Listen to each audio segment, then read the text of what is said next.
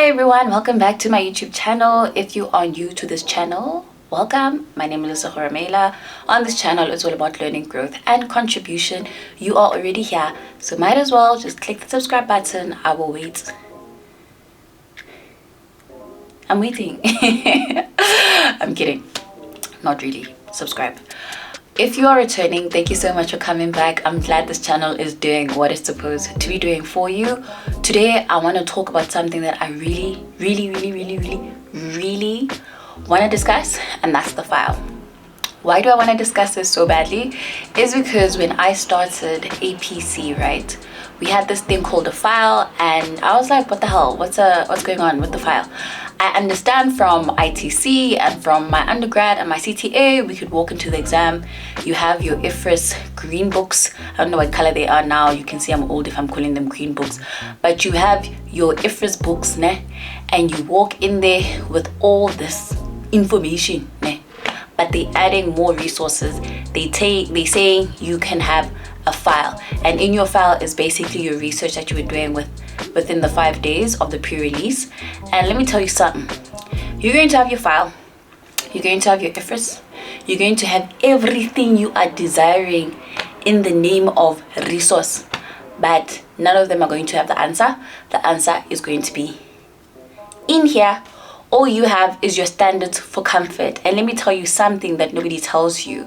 Your IFRS, right? I feel like we take them to the exam, and this is like a pillow. Like if some people write with blankets, ne? I can see sometimes it's winter, but you guys will be writing in December, the 19th of December. This is 2022 year, so I don't know when you watch this in the near future or in the distant future. Listen, it's going to be hot, but think of your books like something that you hug on, that you hold on to. You know you want to have it for security reasons and for certainty, but there is no way that you are going to use them. There is no time. You were supposed to use your IFRS when you were studying, when you were learning. The file is also that. And I'm going to show you what my file looked like in the very beginning when I didn't know how to prepare a file. And when I say I didn't know how to prepare a file, I'm talking about when I had my group members give me all their information and I thought that they did the Lord's work. So I put everything in the file. Like my file is thick, guys. I have it in front of me down here, but I want to show you the structure. First of all, let's talk about this file, right? Let's look at the thickness of this file. That's a lot of information. I know it's an 8-hour exam, but this information, useless this big. You know what this means? Half of these things in here I didn't go through. They were just beautiful. I got them from my group members, and I thought that, listen, at some stage maybe it's conceivable that I will use something. Like I saw an article print. I saw I feel like a paper written by the Big Four. I saw something look like it might be an answer, or it might sound cool to put on my paper. Everything I put in here, which is a mistake. It's a no-no. Your file is not supposed to be this massive, but it's trial and error. So I know for a fact when you write your first assessment, you will be tempted to have this massive file. And it's fine. You know what? Go through the learning process. I'm not going to condone it at this stage in time. We all learn. So if you have to go through a massive file, learn. It's fine.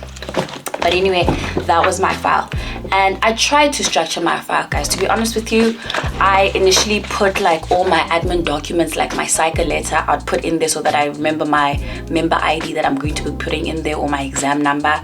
I put in, UCT gave us like templates for how to write a report, a memo, an email, a letter. You will be shocked that you will forget how to type an email when put that thing in there. If there's one thing that I say I took up until my final SAICA exam, is those templates that UCT gave us.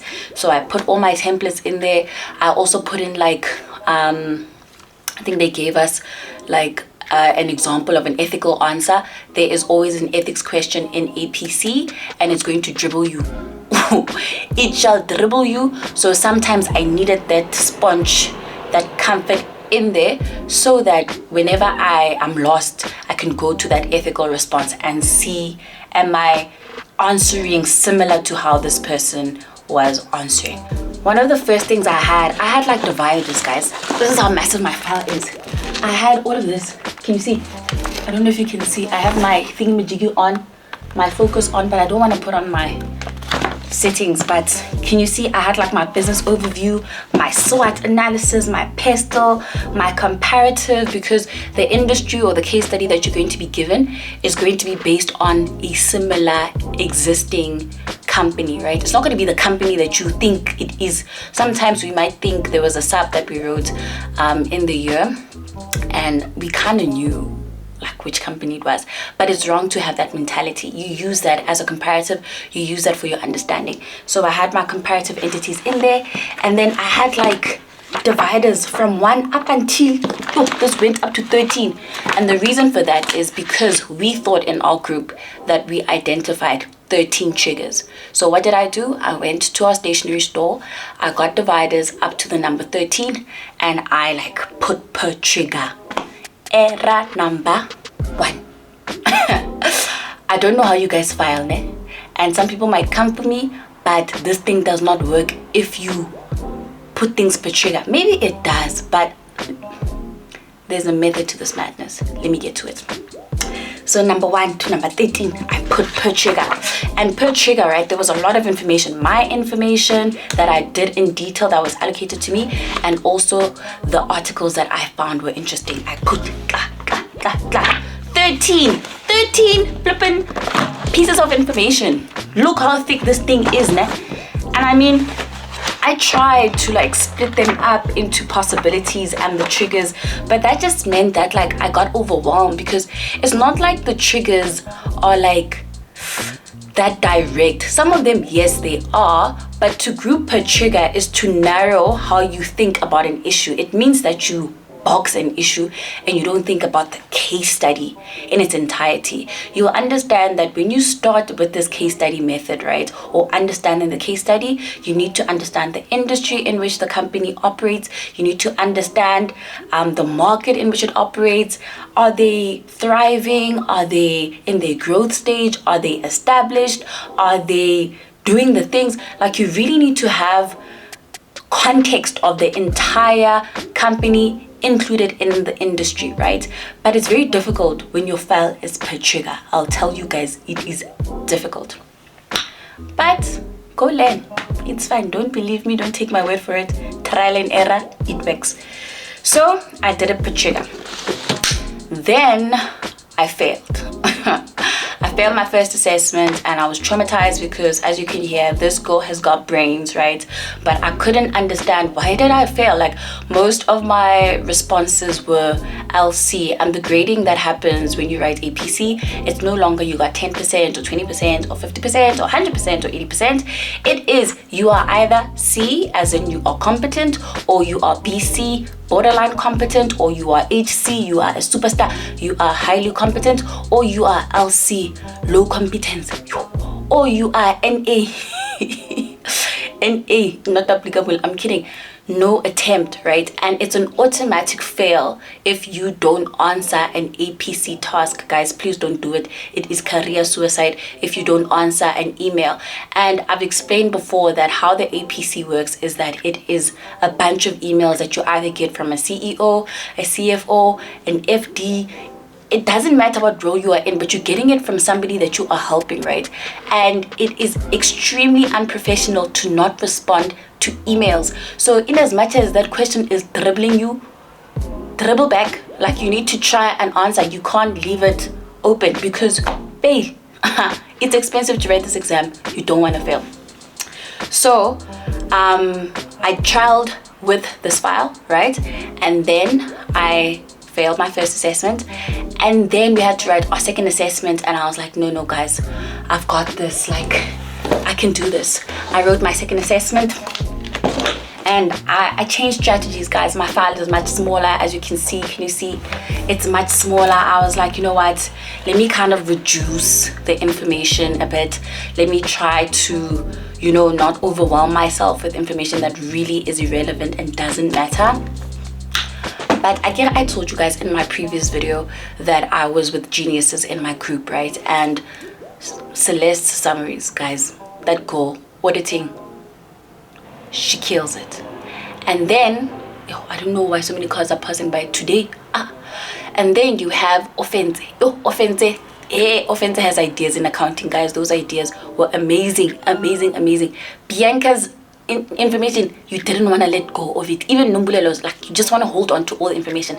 So I put all the printouts without making them my own, guys. I would read them and I would feel like that is enough. And one thing that I would like to encourage you in APC is that you need to adapt learning styles that work for you. Reading. Elle Ramaila. I cannot learn while I read something. Every day information flashes in your eyes. You have social media, you've got the news, you've got people telling you nonsense, you're reading Twitter, you're reading articles, information every day. How much do you retain? 0, none. That is not studying when you read something. So that's what I thought. I was reading and I was like, I got it. Put it in the file. And guess what happened? Second assessment, fail. Guys, I couldn't believe it. I was like, there is no way. There is no way. Mother of one, soon to be wife, fail. Me.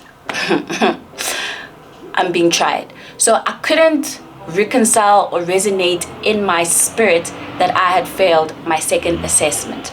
So you know what I did? I was like, nope. I'm going to write an email of leniency, guys. You know when you go into the court and you're going to go plead your case? UCT allowed us to do that. So they said if you got a certain amount of LCs in your question and you believe you were graded like incorrectly, you can write us an email. Tell us, plead, what's your case? Not Lesego.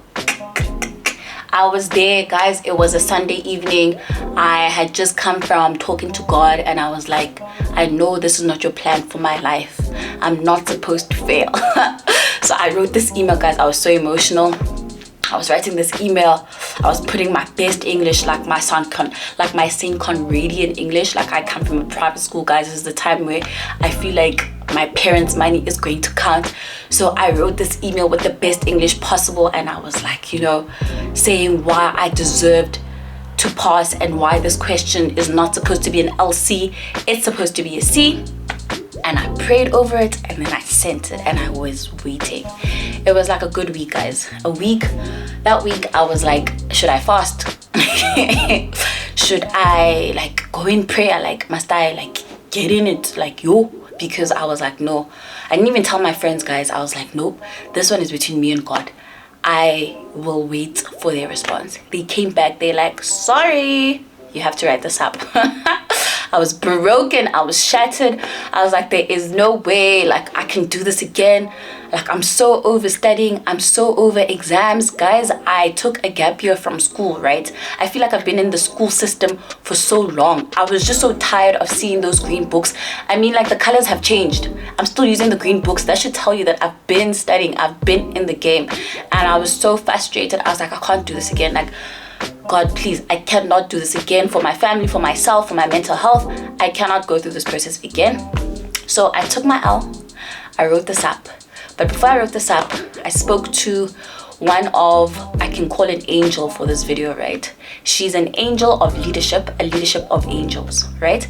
She sat with me and literally walked me through my SAP exam and told me exactly what I was doing wrong with each question. Guys, this person, right, I'm not going to mention any names, but this person is very upper in our company, right? And she is an amazing woman.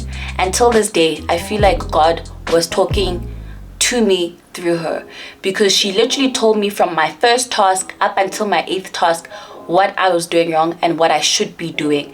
And guys, it felt like the best hour of my entire life. I'm like, this woman might like have things to do, like, I don't know, but she has kids, she has a husband, like, she's busy, but she's taking the time to explain to me like my flaws. And I was like, yo, I was grateful, guys. I don't want to get emotional, but I was like so grateful. She sat and she told me, and I was like, you know, I'm thinking of that meme of that boy, like, that's like, that's how I was. And I was writing everything, and literally I went to my friend Nombulelo Mapengu. I went to her and I'm like, friend, listen, God came through, God spoke, let's act. So I told her exactly what we are doing wrong, because it was just her and I in our group that didn't make it. The rest of our group members were going to write the final SAICA exam. So I was like, girl, please, like, this is what we have to do. This is what we're doing incorrectly. We need to change our strategy. I need to go back to writing down my notes. I need to go and refine my file. I need to make sure that what goes in my file is intentional information, and not information that just looks nice or just sounds nice or just feels nice, or just an article that I was like, damn, I wish I had these brains. That's not gonna help me. So I had to refine my file.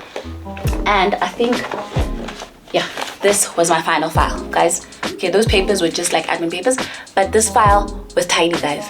For an APC file, if people were to see this, they'd be traumatized. It's smaller than this. It just has a lot of admin stuff, and I just do stuff in there. It is small, but this time I was very intentional. What I did is, in my first couple of pages, always admin stuff, my templates, done. And I changed my strategy from like grouping things per trigger, and I started to put things per email. So what I did is I said, okay, if we were given 7 or 8 emails, right, to respond to, I literally said in an email there could potentially be 6 triggers, 7 triggers, I don't know, 5 triggers, I'm being drastic, but maybe there's like 2 or 3 triggers in an email. But I was like, listen, I'm going to group them per email, and with each email I would identify which discipline is it focusing on: auditing, tax, financial accounting, management accounting. And then I'd also think of, is there any laws and regulations that might be affected? Can I identify something that might be ethical in this question? That's what I did. So after I did that, literally I started refining my file. So when I would read a trigger, I would write down what the issue is, where is the conflict in the issue. Like, guys, you are a chartered accountant on that day, so you can't think to become a chartered accountant. You are that person. You are assumed to be a newly qualified CA on that day. So I knew I was going to be there to solve an issue. So if you don't know what the conflict, the issue is, trouble. So I would like write down, what is the conflict, like what is the issue, what is pressing. Like I would write it down and write down my thoughts and my thinking process. And after doing that, I would literally do my research, find articles that would address the issue, and then refine them even more. Like write them down. How does this article fit into this case study, fit into this industry? Like I made it that much specific. Even with ethics questions, guys, the best advice I got with ethics was that ethics, if you are extreme in your ethics, like, oh, this is wrong, because that's how I approach my ethics questions. This is wrong. You are not supposed to do this. LC, automatic, or BC, you cannot take a extreme side. If you are, where's the ethics? I don't see the query. Like, I don't see the issue. Yo, even worse. On the polar side, it is completely wrong. As in an ethics question, you want to be here in the middle of those that are like, report to ERBA, RI, those ones, yeah? And those that are like, I don't see the ethics dilemma. Like, what is the issue? You want to be here. I understand that what, but maybe you should consider, like, after I learned that, I was like, damn girl, you deserve this thing. Like, I was like, I'm feeling myself, I won't even lie. But you have to be in the middle with ethics question. Like show the person or show the CA that you have thought about everything. You may understand where they were coming from, but these are the consequences of your actions, and you phrase it with a good English, but that's just how ethics questions are approached. But I digress. Back to the file. So then per email, triggers, I would identify them, but I would find the issue, right? And I did that per email. And now instead of having 13 triggers, all I had was I think 8, because it's assumed there's 8 tasks, but they could be 9, they could be 7, depends on what SAICA feels like. But hey, they felt like 8 all the time in my year. So there was 8. So I had like 8 dividers, right? And I would per divider still maintain the fact that I would label, this is the email from this person, this is what this person is. Like instead of having business overview, SWOT, what, pestle, okay, I think I kind of had that, but instead of having it per trigger on the front of the paper, I would have who was this from, right? And the reason why that is extremely important is that whoever's writing the email or addressing the email to you, it's very important to understand your audience, to know, am I responding to a CEO, somebody that's busy, that doesn't have time, who wants to see facts, one, done, cares about operations, that.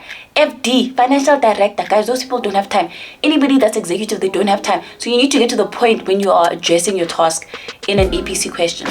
Am I addressing an FM? FM, guys, those people know IFRS. So now you can start being technical. You don't need to like get to the point so quickly, but get to the point, but address an FM differently to how you address an exec, to how you address, maybe it's an audit partner. Audit partners care about risk. That's it. Risk. I mustn't say that's it because like they have lives. Where is the risk? So when you address them, you need to like address the risk. Is it at financial statement level? Is it at assertion level? What risk, like what assertion are we trying to address? Completeness, existence, rights, obligation, valuation, something. Like you respond differently to different people. So that is why it was important for me on each page to have like the name of the person, what they were actually asking me, and where was the issue. Because guess what? On the day, the information might change, might be enhanced to test professional competence, your research, your file. This thing over here, ne, is just a pillow. It's a pillow. Comfort. It's not the answer. The answer is not here. The answer is here.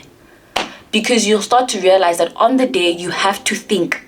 It's no longer about your file. Like I remember, this is testimony 101. When we wrote our exam, there was one question, guys. I was like, oh my goodness, this is not it.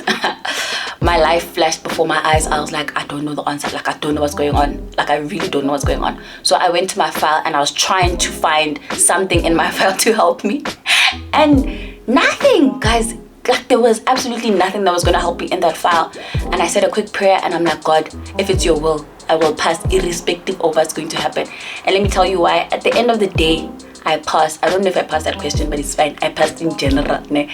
So that's just something that I can say to you, that the answer is not going to be directly from your file. You cannot information dump. SAICA is not trying to see your ability to copy paste. So you must just be comfortable that your answer is not going to be in your file. I digress again. Let me go back. The file, email. And then you know what I did on day 4, or was it day 4 or day 5, like in the morning of day 5, because essentially you don't want to be too tired. You're writing an 8-hour exam. So on day 5 I stopped working at around like 3:30, and that's when like I was lighting candles. Like Nami, I believe in candles. I was lighting essence. I was spiritual for days. But before that time, right, I literally went through each email, because everything now was like per email. But remember, you are still a newly qualified CASA. It's like you're going to work the next day. Your triggers cannot be isolated. So I literally started thinking about the trigger, as in the discipline. Is it tax? Is it auditing? Is it financial accounting? Is it tax? I made sure that I understood that per email. And I also took the time to understand the disciplines with like everything in full view. It's as if like I stepped out of the scenario and I was like a bird, like, you know, watching the scenario from the onset up until the very last email. And like, it's as if, guys, I don't know how to explain it, man. The grace of God is big. But it's as if it was like I was seeing issues differently. Like I was like so comfortable that I've thought about all the what ifs, that now my summaries were about how each email might affect the different email. And, you know, I could just see the case study in its entirety and not just each email. So I was very comfortable with my case study at the end of the day, which is what your file is supposed to do, like just make you comfortable, but it's not the answer. So you start realizing if you bring a lot of resources, you're just going to panic. I'm telling you now, 8-hour exam flies, guys. You might think that you might open your file. I opened my file once in that question for my final because of heart palpitations. But even your IFRS, guys, like I remember my IFRS also, I didn't use them as much when I was like preparing. So there is no reason to bring it in the exam if you've never used it to prepare. Like, are you all of a sudden going to remember? Like, I don't understand. But if you are going to bring your standards in the exam along with your file, it's a lot to bring in, guys. It's a lot. That's why some people also aren't successful, because of it's too much. But you just need to, you know. So my standards, like towards the very end, when I wrote my sub, when I passed my sub, and when I passed the final, I literally started learning with my standards. Like, if I could see the trigger affects financial accounting, I wouldn't Google the standard or whatever, because I'm comfortable with my green book now, with my baby. I've been with her since 2015. Oh, guys, I'm old. Since 2015. So I felt like when I read from this person, it was feeding me. And if it's 15, okay, 5-step process. I got it. So I made sure that I studied with my standards with me. And it became so much easier to literally use my standards with one of the other questions. Oh, guys, now that exam was shaky. In one of the questions where literally I was like, I've kind of seen something similar in the standard. And I found it and I applied it. I applied the example in my the B books, the massive ones.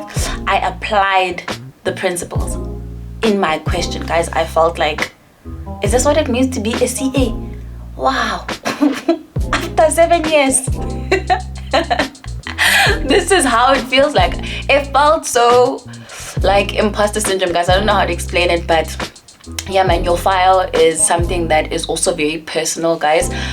All jokes aside, guys, it is a learning process, right? You will be getting into a position where each board course is going to recommend what's going to work on a file. Friends are going to tell you what's going to work on a file. You might even feel tempted to like do exactly what I did, you know, which namare, I've shown you the steps of success, ne? So you don't have to follow them directly, but I can tell you the outcome of the little things that I did helped. They really helped. And there's no need for you to step into the same mistakes when somebody says forget about it. Yeah, go straight to the point where it's working. Don't fail first.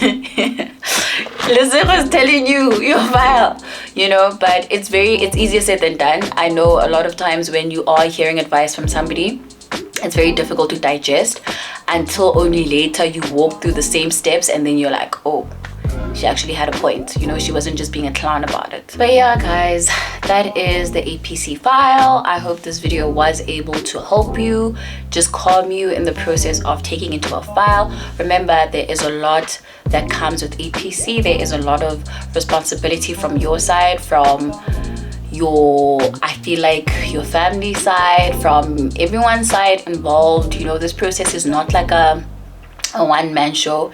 The Goliath is massive, that is APC, right? But you are David. With everything that you do, you will be successful. God is going to be with you. You are going to make sure that you prepare, just like David went and he was being a shepherd throughout his entire time. And you're like, why she's preaching? But this is what I do.